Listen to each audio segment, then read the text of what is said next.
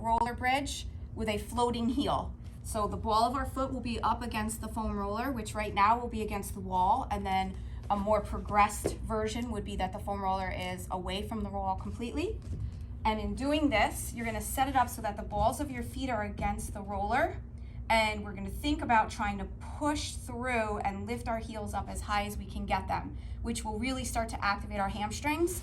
And in doing the bridge, we wanna start with a priming breath, which will allow us to get our back a little bit flatter onto the ground. So we're gonna do that nice inhale through the nose.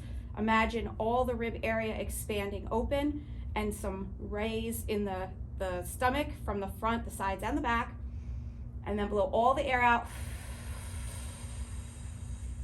Thinking about drawing the rib cage down, in more, and also back toward the floor. And in doing that, we should feel that our back starts to flatten naturally.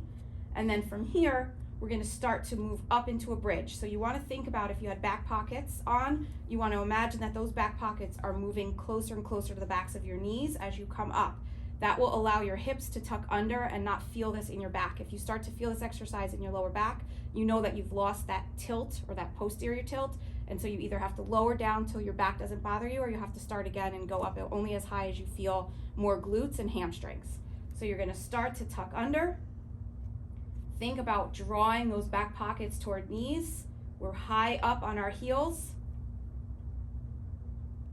Coming up as high as we can without losing what we call that stack. So our rib cage and our hips are tucked kind of one on top of the other. And in doing this, we should feel our hamstrings and our glutes.